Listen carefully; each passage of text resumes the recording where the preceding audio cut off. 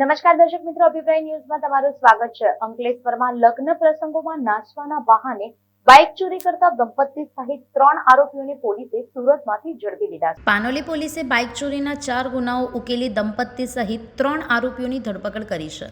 અમન મુલતાની અને પત્ની આરતી મુલતાની લગ્ન પ્રસંગે નાચવા જવાના બહાને અનેક વિવિધ કાર્યક્રમોમાં પહોંચતા અને મહેમાનોની બાઇક પર નજર રાખતા અવરજવર વધે ત્યારે તેઓ તકનો લાભ લઈને બાઇક ચોરી કરતા હતા। આ કામમાં તેમનો સાગરીત ગૌતમ પઠારે પણ સામેલ હતો, જેણે અગાઉ પ્રોહિબિશનના ગુના કર્યા હોવાની માહિતી સામે આવી છે। ત્રણેય સુરતના ભારુડી ગામેથી બાઇક ચોરીને રેકી કરીને નીકળતા હતા। પોલીસે તેમની પાસેથી 4 બાઇક સાથે ₹2.55 લાખનો મુદ્દામાલ જપ્ત કર્યો છે। ભરૂચથી સંવાદદાતા સાથે અભિપ્રાય ન્યૂઝ, વડોદરા।